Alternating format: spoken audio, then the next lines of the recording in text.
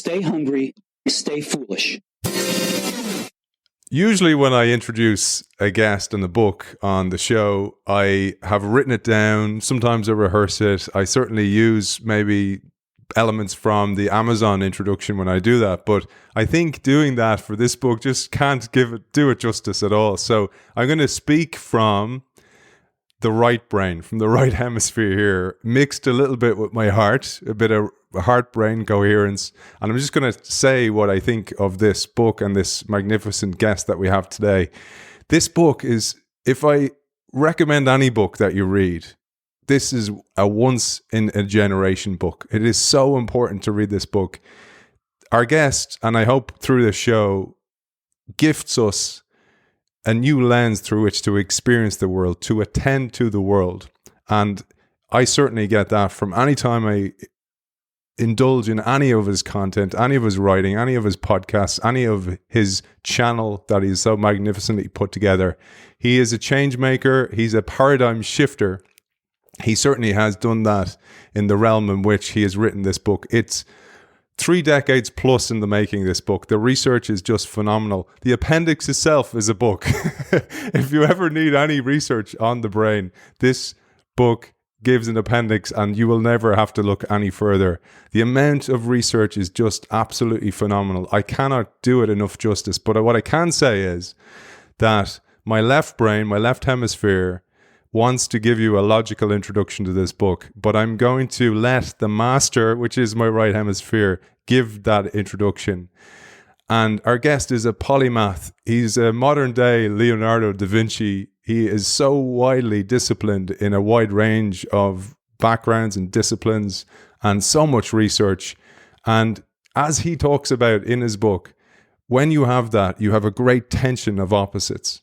The left and the right hemisphere coming together, and just like a bow, as Heraclitus would say, is not useful if it's not pulled taut. He has created this tension of opposites, and forth from the bow, if it's a bow and arrow, has come this magnificent oeuvre. And the French word oeuvre means a body of work, and it truly is a body of work, and it's a great pleasure to have him on the show. He is the author of my previous favorite show we've ever done in the 350 odd episodes we've done for this. It was The Master and His Emissary. Magnificent book. Every time I go back and listen to that or read any pages from it, I learn something. And with his new oeuvre, he's created something truly magnificent. Something, as I say, which is a book in a generation. Anybody I've met since I started reading this, and I'm not finished it, I say, if there's one book you read in the next 2 or 3 years, read this, because it might take that long to actually absorb the amount of content that is in it. It is a great pleasure to welcome the author of The Matter with Things, Iain McGilchrist. Iain, you are very welcome. Oh, Aidan, what can I possibly say after that introduction, except that I'll be jolly lucky if I can live up to a tenth of it. But thank you very much. Well, we're not going to. We're not because we can't. It's a decade, I think, since you wrote The Master and His Emissary. And what I find absolutely incredible is that this book was supposed to be a summary of that book, and it became something it's much very more magnificent. Yes.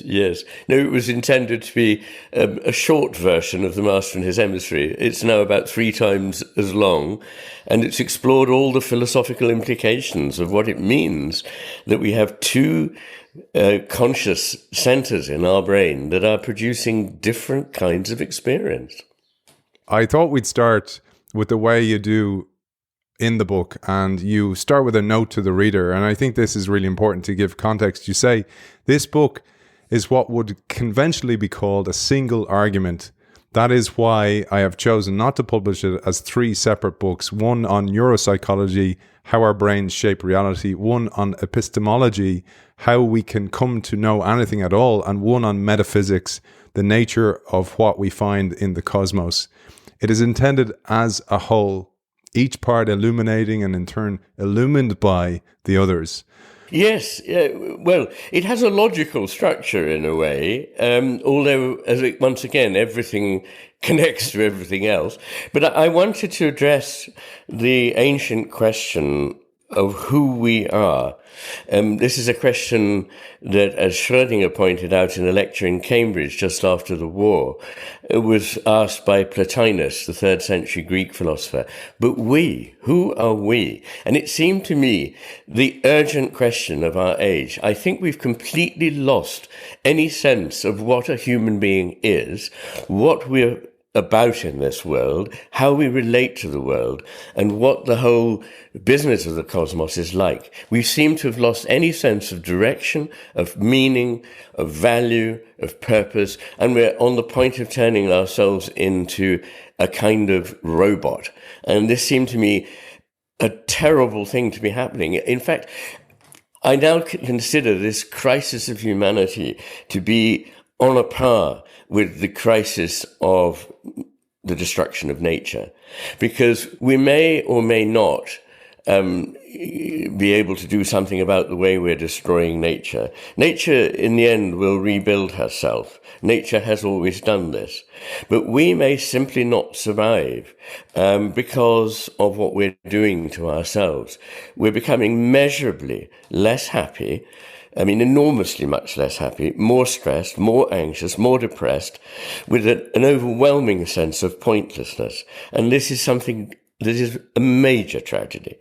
So what in this book I try to do is to go back. How do we know anything?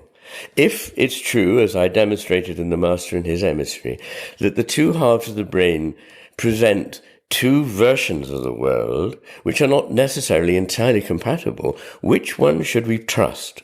That is the subject of part 1 of the book. And what I try to do there is to show that in all the ways that I would say are portals to finding out about the world, and by those portals I mean the immediate access we have by attending to it, by perceiving it, by forming judgments on the basis of our attention and perception.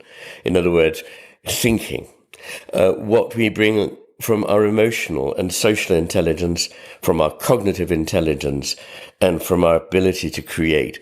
These are the things that enable us to bring into being an experiential world. And what I show is that in every single case, the right hemisphere is more veridical than the left, more reliable, more truthful than the left. And this is evident in simple things like most of the great delusions, hallucinations that are described in neuropsychiatry are due to damage to the right hemisphere, not to the left. Then in the second part of the book, what I do is to look at the question, okay, let's take that forward a step. What are the paths to understanding? What are the ways in which we can really gain knowledge of and an understanding of the world? Well, most people would say science, and I don't disagree at all. Another would be reason, and again, count me in on that one. But also, I believe, and these are less popular nowadays, intuition and imagination.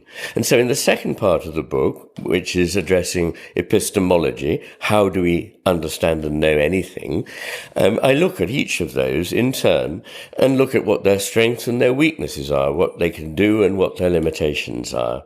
And effectively what I find there, in brief, is that we need all of these, or at least as many as we possibly can bring to bear at any one time, whereas we're accustomed to often bringing only one or a maximum of two to bear on any question. And secondly, the most important part of each of these, including science and reason, is provided by the right hemisphere of the brain. And then the last part is, okay, so now we've got that far down the road, here's the moment at which we look at the cosmos in which we find ourselves and say, what is it like? And in that part of the book, I address what kind of structure does it have? And I talk about the way in which opposites coincide rather than being as far as possible away from one another as we fantasize is the case. How oneness, individuality relates to wholeness, the one and the many, a famous problem in philosophy, particularly in Oriental philosophy. And then I look at what people would call the building blocks of the world, time and space and flow, matter, consciousness, but also, to some people's surprise, values, purpose, and the sense of the sacred, which I argue are as much building blocks of the cosmos as time and space themselves. So that's the structure. And it hardly surprisingly takes me a few pages to get there. So, what I would say is, the journey, not the arrival, matters. It's not that it all leads up to this one moment. It's that in reading, I'm hoping that there is companionable conversation with the reader. And I, in this note to the reader, which is about the only short thing I ever wrote in my life, it's less than 2 pages long, I say, consider it a journey in which we go and look at a landscape, and we look at it from different points of view. And we can stop and have a picnic, or we can call it a day and spend a night camping and then move on the next day. But we don't have to do it all at once. And so I invite the reader to dip in other places. And I suspect that if they start to do that, they'll want to read the whole story and how it hangs together. So that's laying it out for our listeners, I hope, Aidan. You have consumed a wide range of content, but you've made it really readable, and that's what's so beautiful about the experience. And there's a line I wanted to share because I can't resist, because it also speaks to the spirit of this show, and also because I love the root of the word education, which, as you know, is educe, which is to draw out, as in draw out potential. And I felt that that's what you were trying to do with the book as well, because you say we can't make a plant from a seed. We can, however, choose to stunt it or permit it to flourish. And you say, I want to permit something that I believe is already there in the reader to flourish. And I was hoping that that's what we could do today. We could start the flourishing for those people who have the opportunity to listen to this. And please do listen all the way through, because we won't get even near the amount of content that is in this book. But let's jump into the fact that you are, I mentioned in the introduction, a change maker, a paradigm shifter, but that doesn't come without some type of consequence, because you launch into something that has been a very divisive element, which is the battle of the hemispheres, if you want to call it that. And you say the brain is importantly divided into 2 hemispheres.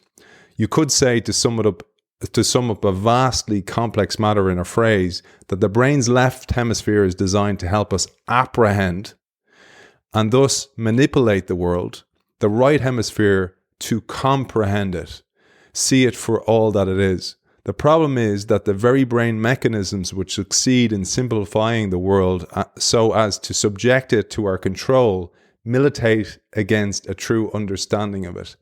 And here I wanted to firstly, if you wouldn't mind telling us about that challenge that you've had to debunk the debunking of the hemisphere myth, as it used to be called, but also then this understanding of both comprehend and apprehend, which I found fascinating. Yes, I'm using the word apprehend in a restricted sense.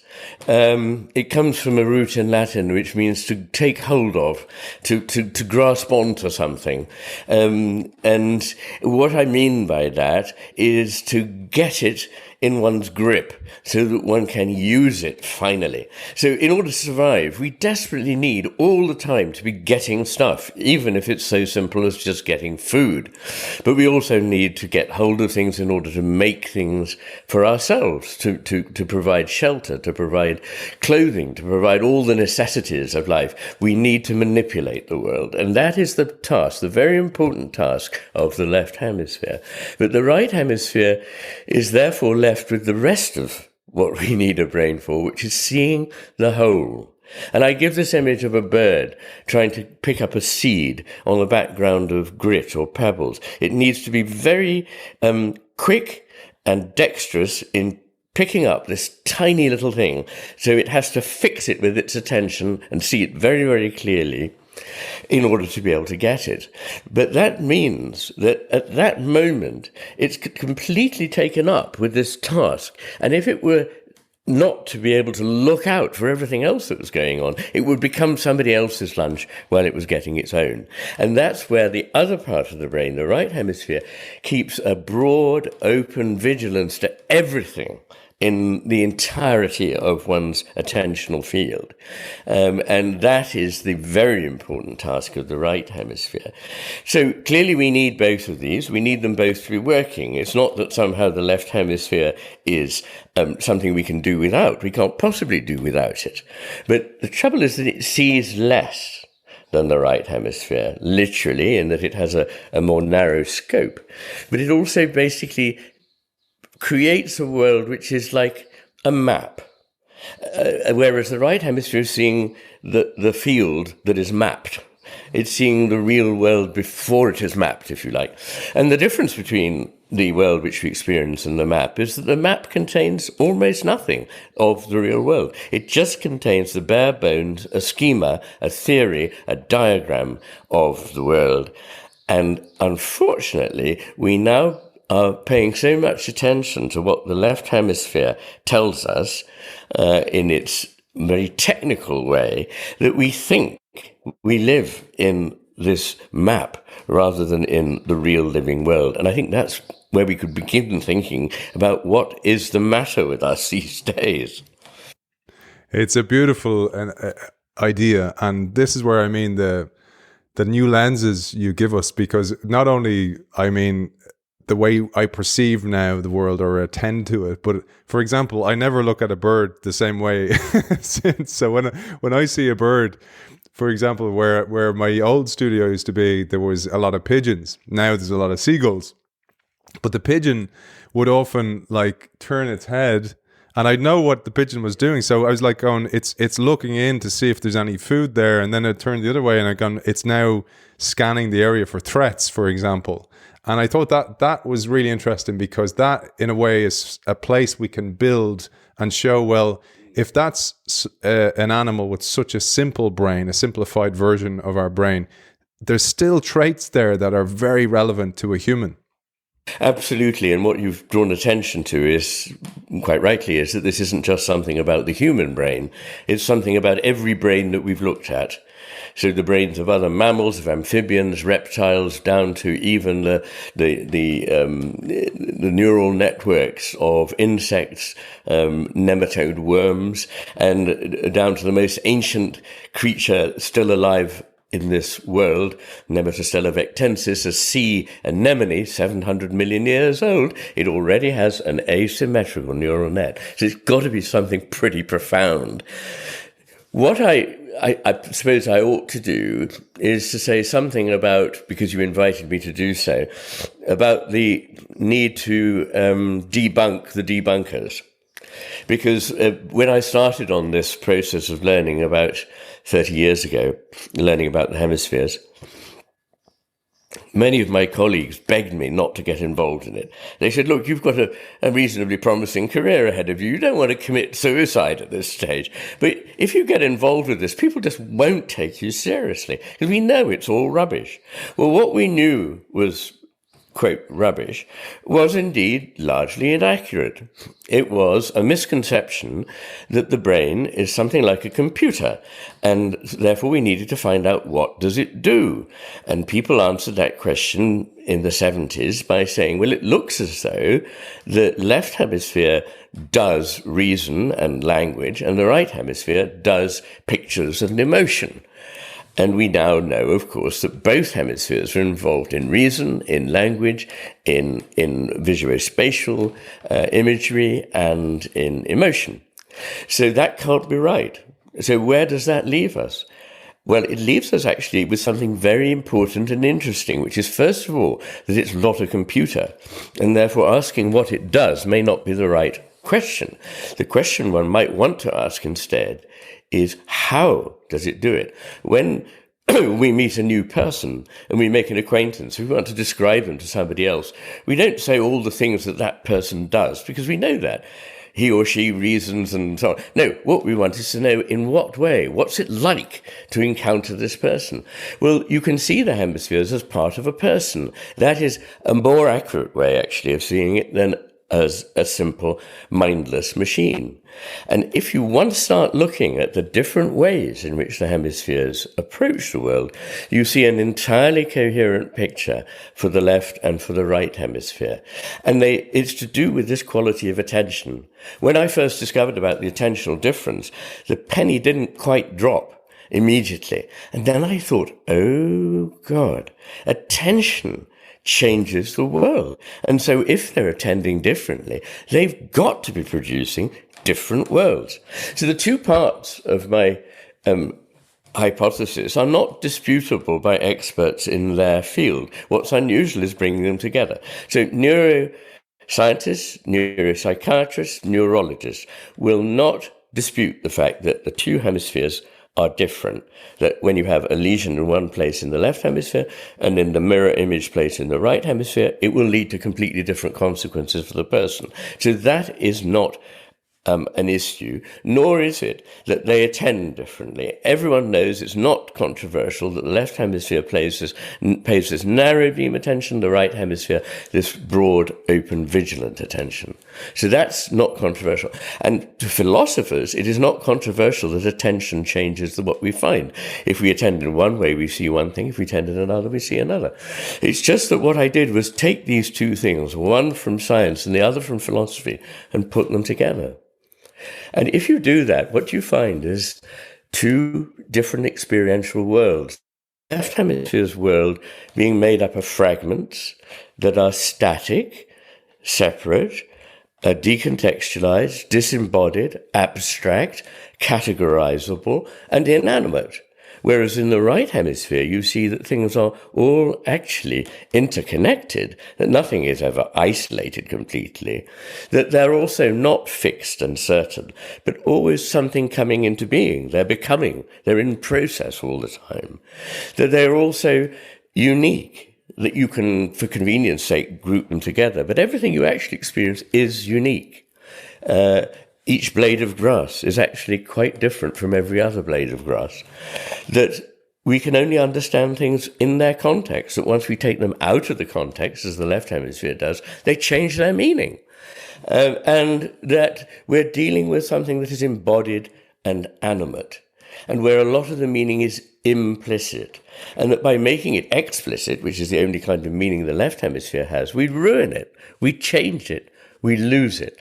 As we do when we explain a joke or paraphrase a poem, it turns into something quite different.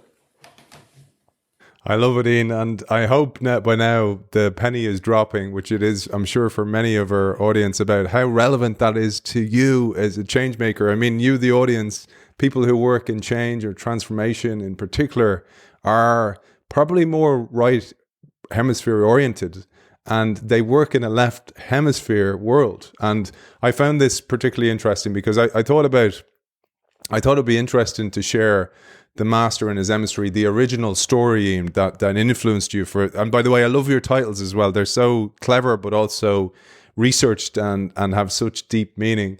But one of the things I thought about was, for anybody who's been in a brainstorming session, I do something in my own sessions where I call it quiet storming, where I let people have a week or two before the brainstorming session to absorb the material, or to have those moments in the shower where you're in a different headspace, the brain waves are at a different speed, in order to go, oh, and I know what I'm going to share. But also for the introvert, for those people who are probably don't get a voice, because often the hippo, the highest paid person in the room, they dominate those meetings, and they also speak the language of the organization, and that language gets listened to more. They have more of a voice, and as a result, the masterful person gets drowned out by the emissary. And this is a huge problem in innovation and change and creation.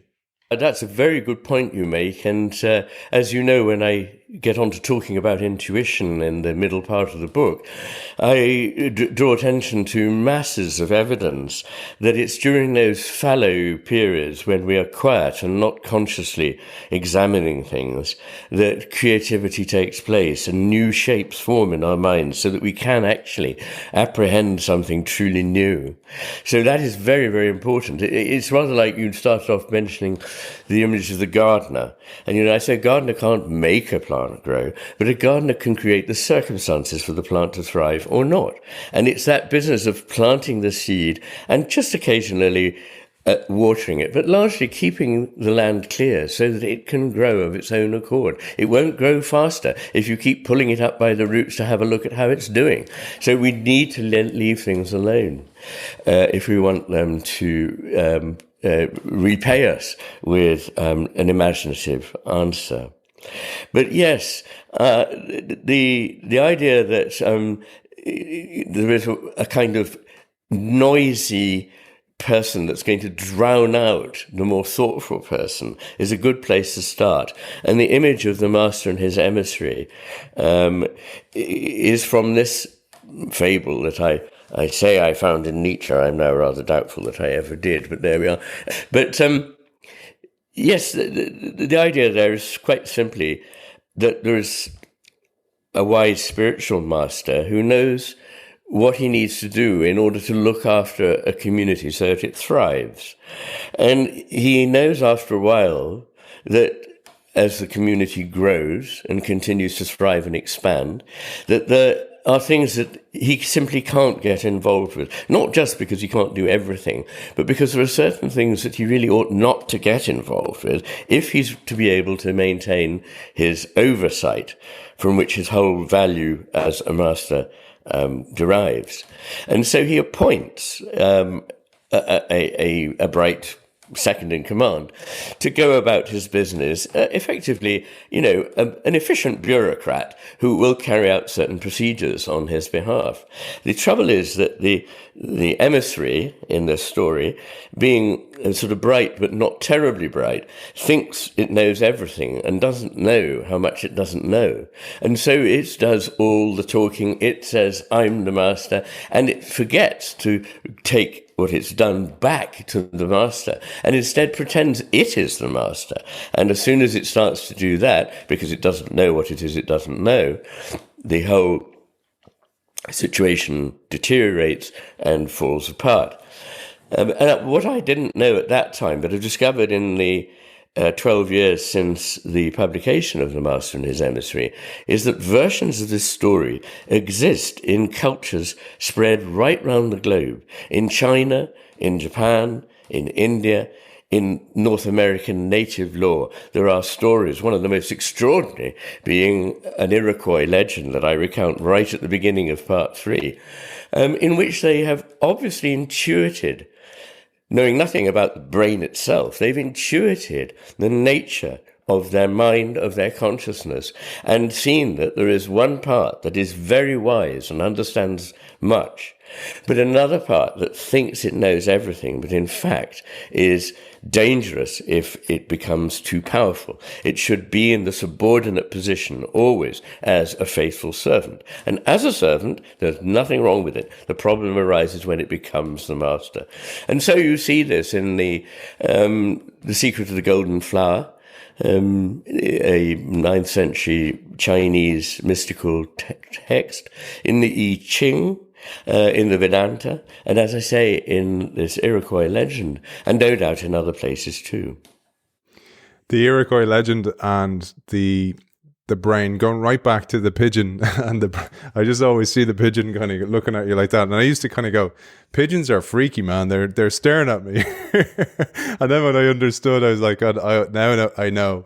But I thought about, again, bringing it to the business world, and I'd love you to share the Iroquois legend because it's absolutely beautiful, and it links also to a story you told once about then in politics, for example. And where I'm going with this is back to that brainstorming session, or back to the boardroom of a legacy established organization.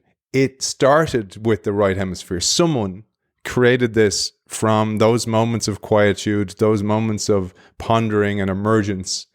The business starts from there, but then they hire in the left hemisphere people. They take over the organization, and oftentimes then they try and rule the organization by Excel spreadsheets rather than Photoshop, rather than creativity. The left takes over the logics, etc. And then, because you said as well, the left tries to categorize. It tries to categorize those people who don't fit in a category, who are so essential today, and they quash them and they jettison them from the organization. The very people who are so necessary for its survival are gone, and the organization goes through a slow, gradual decline, the way it had a slow, gradual start in the first place. So that was quite important to me, that aspect. But I wanted to share this with you, and you may know about Dr. Andrew Huberman. He has a magnificent podcast. You'd love it. It's essentially about human performance. But he talked about, Iain, he's a special interest in the eye. And one of the analogies I drew between your work and his was, he talked about, if you look at an eye when it's excited or interested or stressed, so it could be somebody attractive walks by, or it could be a threat, it reacts in the same way. It dilates and it zooms in on that threat, just like the pigeon. But if you look, for example, into the forest, you will see one tree at the expense of all the rest of the forest. So you don't see the forest for the trees. But if the eye is relaxed and it's in a different, more creative space or alpha wave state from a brain perspective, it sees the entire forest. And I thought, that's exactly what Iain's talking about here. But Andrew was talking about stress. But this is what happens in organizations when it's like, okay, we have the strategy agreed. Now we're going to focus like heck and we're going to deliver that strategy. And as a result, they miss all other opportunities and all other threats in the environment as a result of that. And this, I thought, was a way to tee you up perhaps for the Iroquois legend. But also, one of the stories he told was the Native American chief who said one of the reasons mankind is doomed is because of this unbelievable focus. And this also links then to a successful, I think it was a politician or a business person who also shared that was the reason for their success. Yes. Perhaps I could just say about the situation that will be important for many of your listeners. There are two aspects to it. One is the mishandling of people who are creative, and the other is the over-domination by people who are effectively organizers or bureaucrats. And we see both of these things happening. For example, you cannot make people creative to order. Your best plan for making them creative is to leave them alone and stop giving them deadlines. Now, it is true that sometimes nothing will happen. You have to accept that risk. But if instead you enforce a goal that has to be achieved in a certain length of time, you will guarantee that nothing truly creative will ever happen. I have some experience of this myself, in that just after graduation, I won what is really the most wonderful prize that any young person could, in those days, or even now, expect to receive, which was a fellowship of All Souls College, in which I was given no obligations to teach or research or do anything for 7 years. And nobody said, "What are you doing?" But if I'd had to publish a paper every 3 months, I would have narrowed down my thinking very quickly to certain specifiable tram tracks.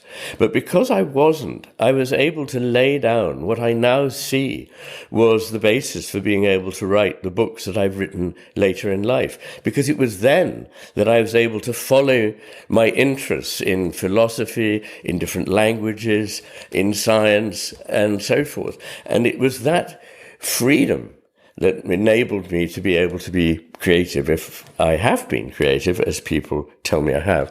So the other side of that is the domination of the administrative mind, the managerial mind, which is so dire in all the worlds I know, in science, in medicine, and in the university, where instead of professionals being able to do what they know best, they have all the time to humour administrators who themselves are bogged down by the administration that they themselves created.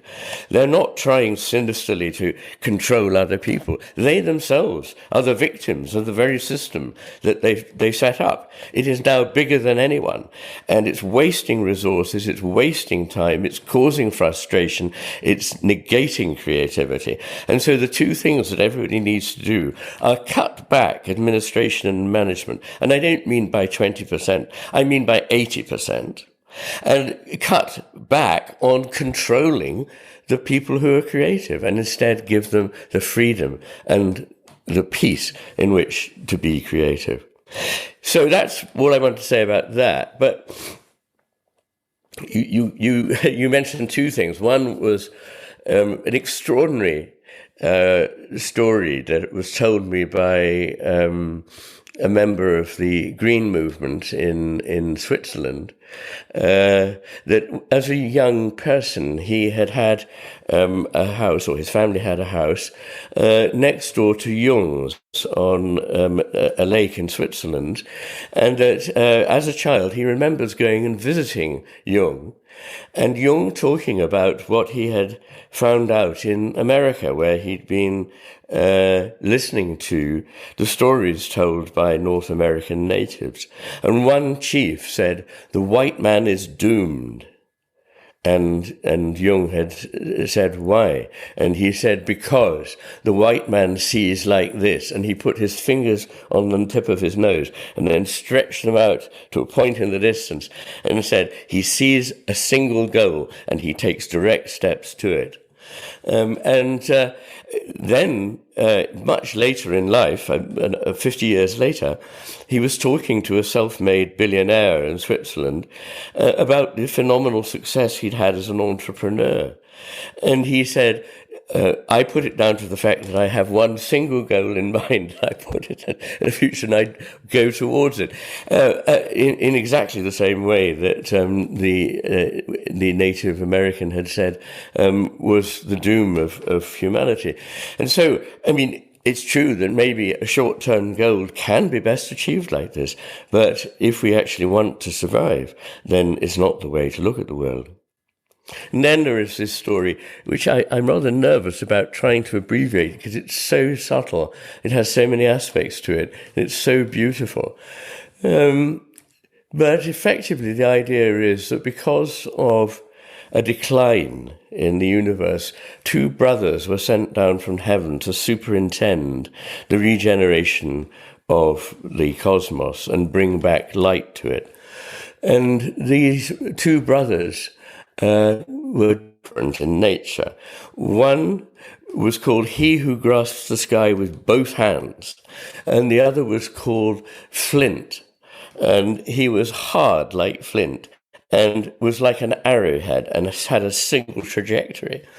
And he was able to speak, but not really able to understand what the other brother was able to understand. So far, this is exactly like the relationship between the right and the left hemisphere. And anyway, the sort of good brother started to create creatures. It created flowers, it created animals, it created birds, it created fish. And the other brother was jealous and thought, well, I will create my own. And he takes his brother's creatures and walls them up in a cave and starts making his own creatures. But instead of making birds, he makes moths and spiders. Instead of making flowering plants, he makes thorns and so on. And he creates even a creature that is like the human, but is a horrible misshapen creature, rather like a golem who runs away from him in a distressed state. And so he thinks my attempts to create have not been as successful as that of my brother, so I should go to my brother and seek some help. And he does. And effectively what the brother realizes is that he needs to superintend the brother, but not to be too close to the brother, otherwise he will begin to get involved in the same way of thinking as the brother. And so he takes upon him to create with his brother some new creatures. And when they are to come alive, and when there is a human being that is to come alive, the good brother takes his own blood and puts some into the body of the human, and he takes some of his own breath and puts it into the lungs of the human, and he puts some of his speech into the human, and he puts some of his thinking into the heart and head of the human. And this human comes to life, and there is effectively the ancestor of human beings. But he's not quite the same as the one that he had first created. And so he says, what shall we call this human being? I will call him the hatchet maker, the bringer of strife, because I foresee that he will turn against me and try to destroy me. Whereas the first human being that I created was good and knew the path that things should take in order to flourish. And so you have this sort of story. I've missed out many beautiful and subtle aspects of it. But there was a recording on the internet of me reading it, by the way, I think on YouTube. But there again, we get this uncanny understanding of the dual nature of a human being. And the story ends with the good brother saying, this human being that we have created together will run into severe trouble, and I will come once to help him when he is in grave peril, and I will come a second time, but the third time he will have to descend into fire, and that will be the end of him. And of course, in The Master and His Hemisphere, I show that once in Greece, a second time in Rome, and a third time in our own modern civilization since the Renaissance, we started with a human civilization that balanced the contributions of the two hemispheres, but have moved always towards the view of the left hemisphere, the view of Flint, the one with the arrow, who's very contented with himself, doesn't know what it is he doesn't know. And this is the third time we are in now. How amazing that those stories exist, the Master and His Emissary, but also the Iroquois legend. And it reminded me of another Cherokee legend about an elderly brave who tells his grandson all about life. And he put it as follows. I thought I'd share this with you, and please stop me if you know it. So the grandson asks, what's the meaning of life? And his son, he says, within all of us, there's a battle between two wolves. One is evil. He is anger, envy, jealousy, sorrow, regret, greed, arrogance, self-pity, guilt, resentment, inferiority, lies, false pride, superiority, and ego. He continued, the other wolf is good. He is joy, peace, love, hope, serenity, humility, kindness, benevolence, empathy, generosity, truth, compassion, and faith. The same fight is going on inside you and inside every other person too, explained the wise Cherokee elder. The grandson thought about it for a minute, and then he asked his grandfather, which wolf will win? And the grandfather answered, the one you feed. And it made me think of those beautiful stories you shared, but also that unfortunately what we're doing in the Western world, and perhaps further unfortunately, is we're feeding the wrong wolf. And by that I mean in business, for example, those people who get to the top and stay there are those people who are left oriented, if we call them that, left hemisphere dominant. And then they kill off the other wolf. They kill off that other hemisphere. And the biggest problem is we're starting to see, hopefully, more and more people who are more holistic in their view get into leadership positions. But there's a lot of tick the box exercises in that, and diversity, etc. And I just thought I'd share that with you as a way to tee up this, both the importance of opposites, because there's a chapter, and I mentioned to you, and I will share links, by the way, for everybody listening, to Iain's channel McGilchrist, which is magnificent, but also there's a brilliant speech that you give to Ralston College that I'll also share, in which you give an overview of that chapter, which is my favorite, by the way, because it brings everything together beautifully. We need a snake in the garden. We need, as Alan Watts would say, we need a background to know what the foreground is. We need these opposites, but the problem is it's tilted to the left. Absolutely. I mean, of course, you know very much more about the business world than I do, but I wondered if it was possible that at least some of the people who get to the top do so because they are imaginative and creative, but that they may still be rather in a stranglehold by an organization that is cumbersome, exists to follow rules and procedures and tick boxes. And we must get away from that culture. We must liberate ourselves from this tyranny of it's the conscious mind that knows so little, that is trying to confine the mind that knows so much. And that way, there is only one outcome. We will starve ourselves of life and of energy, and the civilization will collapse. So I do think that's very important. You also raised this matter of the opposites and how they cohere. And you mentioned again Alan Watts, who I quote in the book as saying, people often seem as though what they want is to have mountains without valleys and valleys without mountains. But you cannot have a valley without mountains. And that is a very important point. It's one he went on making all his life. But it's essential, because we do believe that by going further and further in any one direction, we will create more of something that we desire. Whereas, in fact, we may get closer to the very thing that we feared most. The really essential point at the moment is that by wishing to free ourselves from fear, from danger, from anxiety, we are creating fear, danger, and anxiety. And from trying to create a liberal society, which literally means one that is free, we are creating a tyranny. And I have seen in my lifetime the colossal change from a society that was largely free to one which is increasingly, week by week, less free, less liberal, in which we are subject to rules, procedures, and the point of view of a small clique that will not be contradicted. It can't even be debated. If you so much as even raise a question about some of the things that it believes, then you are an outcast. So this is a very sad state of affairs.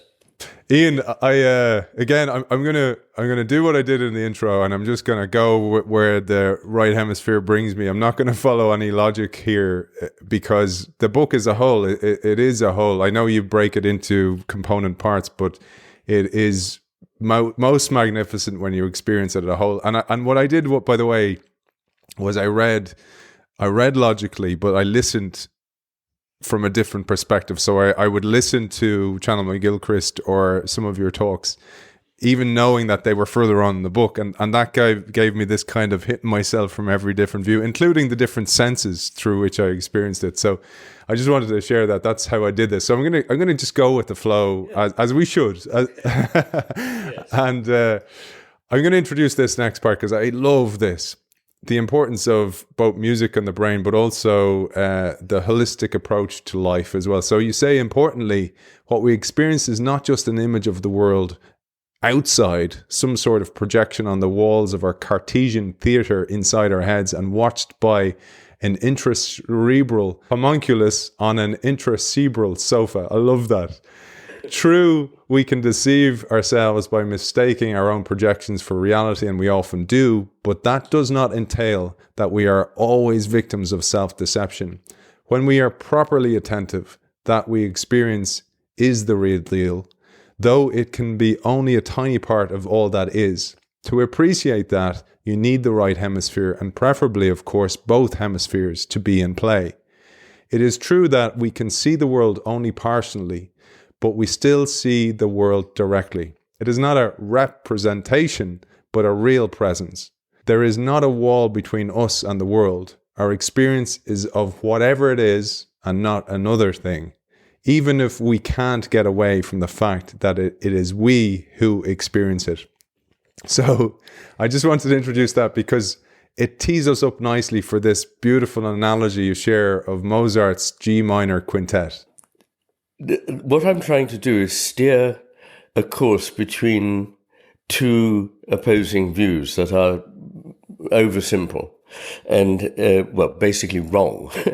One is that we don't really have access to any kind of reality. All we have is a dashboard on which there are images or readings of a world, and we're effectively blind. We're inside a sealed cabinet inside our skull, and as to what the world out there is like, we have no idea. This is a fashionable point of view, and what it leads to is the idea that we simply make up reality. It's made up by us. On the other hand, there is an equally false view that reality is just something out there that is completely unchanged by our getting to know it. And what I want to suggest is that, yes, we play a part in the getting to know of whatever it is we do get to know, but that does not in any sense mean that we're just making it up. We really do make contact with reality. And so the partial nature of our knowledge is not that it only goes part of the way towards reality. It goes the whole way towards reality, but only one little part at a time. So it's a different kind of image. In one, you can see our mind, and then a screen, and then a long way behind that, whatever is giving rise to it. And that's the, in a way, Kantian idea that we can't really know anything, we only know the contents of our own mind. And another view, which is that, yes, we actually break through to a reality, but what we see is just a part of that reality, because another person looking at it would see not something wholly different. Of course, they'd see something very similar, but they would see something slightly different because they would be the person seeing it. So on the one hand, it is not part of my case that really we make things up. There's a position beloved of educationists that which is called constructivism, that really every child just makes up the world. And this is a very, very partial truth, that something of them goes into the encounter. That is true. But that there is no reality to generalize about, completely false. Because anybody who's really attending to it properly will be seeing something remarkably similar. And I use the image of, for the sake of argument, Mozart's G minor quintet, largely because I think it's one of the most staggering and profound pieces of music ever written. And I suggest that everyone that plays it, every time it is played, it comes into being slightly differently. So each performance is slightly different. But there isn't one real performance in heaven, which is the right way that it should be played. There are just many, many ways of playing it, and some will be closer to something magnificent and beautiful than others. It's not complicated. We can say, most people who know anything about music and know about Mozart, listening to this performance by the Amadeus Quartet, will say this is a very fine performance, and they will largely be in agreement about it. So we don't have to despair just because part of us goes into the process of knowing reality. That's really the idea behind that message, which is that both the piece of music itself comes into being out of connections and comes into being again every time it connects with the human mind. So in a way, it's sitting there in the book of scores, a closed book on the piano top where you could find the score for the G minor quintet. It sort of exists in a way, but really it's only a schema or a representation of it there. Whereas when it's played, it's not a representation, it's the real deal. You are really listening to G minor quintet. But every one of them will be very slightly different in ways that matter to us. So that's really what I'm trying to do there, is navigate this difference between two very simple positions that I'm afraid many discussions about consciousness these days collapse into an objectivist view or a wholly subjectivist view. And it speaks to the world we're in, where, you know, a VR representation or an upload to the cloud or a download from the cloud to, you know, of a template or a copy of an original piece. All these things are so much in there. NFTs as well, which is the whole new, the metaverse, etc. But Ian, I thought about that, and I was actually thinking about this from the child's perspective. So it has been proven that as we age, our hearing degrades, etc. But also our perceptions change. And I thought about that. That not just that. Like, I don't think people actually think about this, and I just wanted to throw this out there, because it was, as is the way your work does to me, it certainly sparks lots of thinking, which is just, it's a magnificent gift to give that to somebody. So I want to thank you for that. But one of those was that every time somebody listens to a piece of music, I was like going, they all hear it differently. So my taste is different from somebody's taste, but it's also because it's based on all the past tastes that I've had to get to that point.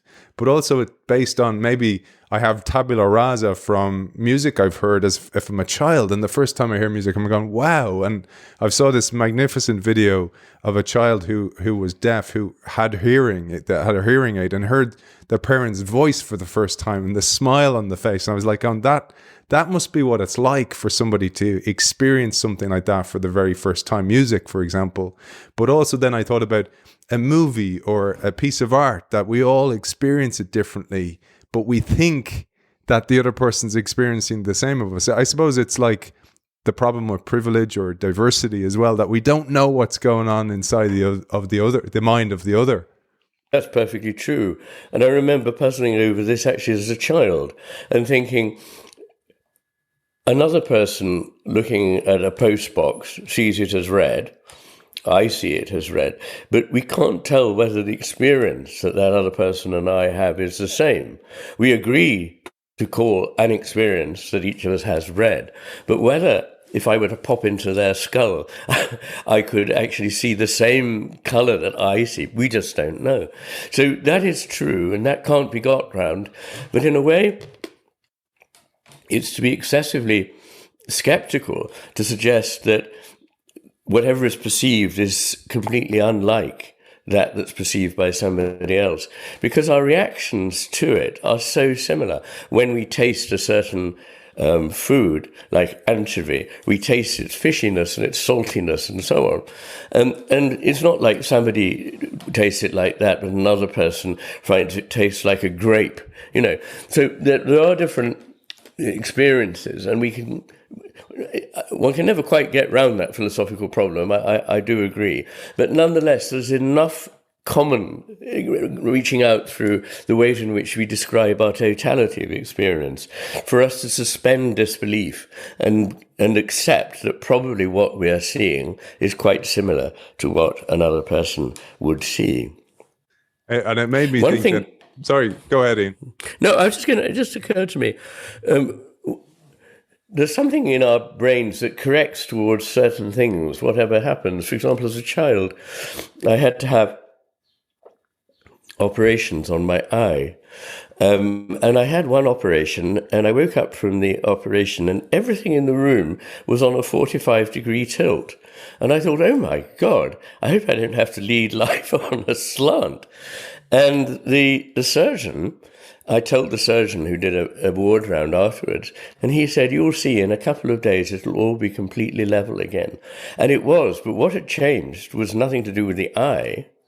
The change in the eye, because the operation had presented my brain with new stuff. But the brain had learnt in a day or two to correct for that and give me back the world that I recognized before. So it tends to go towards things. And interestingly, it does this in evolution too. I mean, the fact that the eye has been created by an apparently entirely chance set of circumstances is extraordinary. It is so complicated, and it needs so many things to come together at the same time. But interestingly, eyes have been created probably 12 or more times in the history of evolution, not just once, but in different creatures.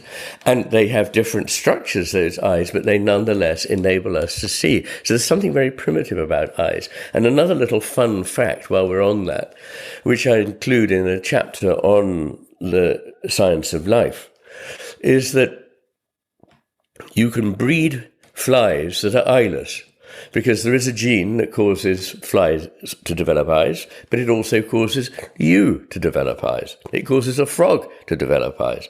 You can take it out of the fly, and the fly will be blind. It will have no eyes. And if you breed those flies together, you get more flies that have no eyes. But get this, after 14 generations, you get flies that actually have eyes, even though they no longer have the gene. So the organism separately senses something dreadful has happened. I need eyes. And it has procured eyes in its growth as an organism from somewhere else in the genome, but not from that gene, because that gene has been cancelled. So that is, I have a whole chapter on purpose, and I just want to say, in case people get hold of the wrong end of the stick, in that I do not argue that there is an engineering God who's made everything ahead of time.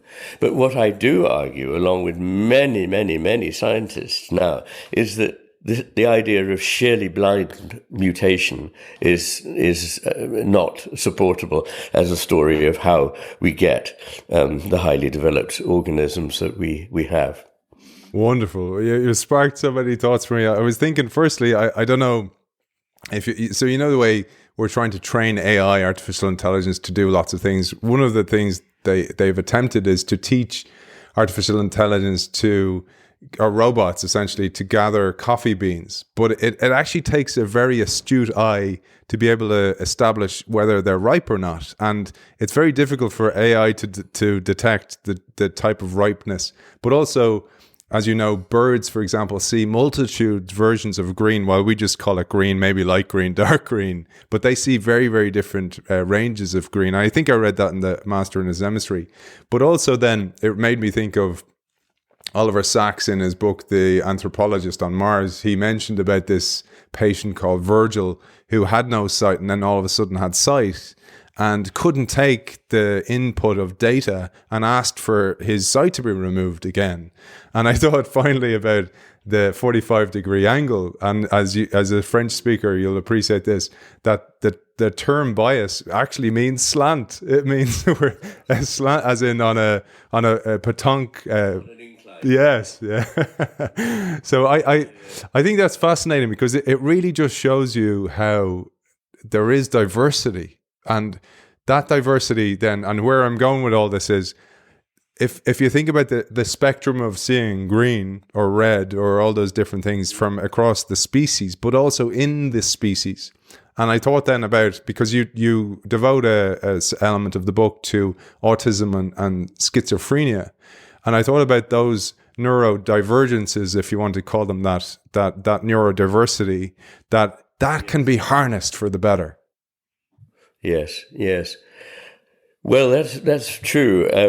I'd just like to mention one thing, which is that I probably didn't actually say that birds see more discriminations in the colour green than we do, because we see an almost unbelievable range of shades. The human eye is capable of discriminating millions and millions of slightly different hues.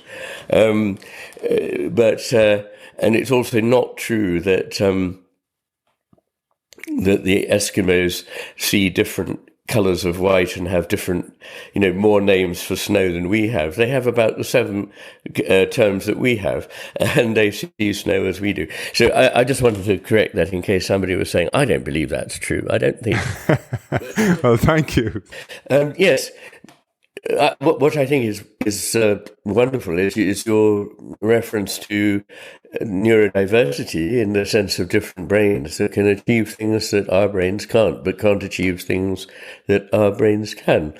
So there are very few differences that bring with them no compensatory gift. And certainly in the case of autism, there are aspects which, although they're not comfortable for the person, enable them to have certain skills that probably without autism they might not have. One of the most baffling is the kind of autistic person who is able to carry out instantaneously massively complicated mental arithmetic. To enormous numbers of places, it is able to multiply and do things just like that, which would take us a very long time with a pencil and paper. And nobody really understands quite why that is. But presumably there is something that inhibits our knowledge in the neurotypical brain that is not inhibiting it in the brain of somebody with autism. So Iain and I have agreed perhaps this is a good time to call it. Iain has kindly, by the way, offered to do the show, continue with this, because even though he's got a sore throat and is suffering a little bit at the moment. So we're going to take a little break and we're going to come back and record again, hopefully. And I pulled a quote. So I was saying to Iain, even though we both know creativity is often about what you don't do, it's about the pauses as well as the filling the gaps. We're trying to cram in way too much here, but I pulled the final quote in as a way to just kind of encapsulate part one, and something that I just love again from your writing. You say, the world is a seamless, always self-creating, self-individuating and simultaneously self-uniting flow that is only truly knowable as it comes to be known. And creativity is always discovery of the self as well as of the other. Once one sees this, the objectivizing, time-denying, change-denying, diagrammatic mentality of modern Western thinking appears, as I believe it is, a hindrance, not a help, on the path to truth. I absolutely love that. The map is not the territory. Iain, it's been an absolutely beautiful, fascinating, informative part one, and I'm very, very grateful for your time, particularly with that cold that you're nursing in the background. And hopefully we do get to part two today. If not, no worries. Our audience will be very, very eager to listen to you again. And it's been an absolute pleasure talking to you. And you can see behind me there, I have my McGilchrist shrine. The Matter with Things is there. The Master and His Hemisphere is there. And there is another book, by the way, and I had hoped to get to that, and then the next thing you come out with this bad boy and blow everything up again. But it kind of unites all your previous work as well. So it's been an absolute pleasure. Thank you. Enjoy your rest. We're going to have a mental amuse-bouche, and I'll see you shortly. Thank you very much. Thank you very much, Aidan. Look forward to talking again shortly.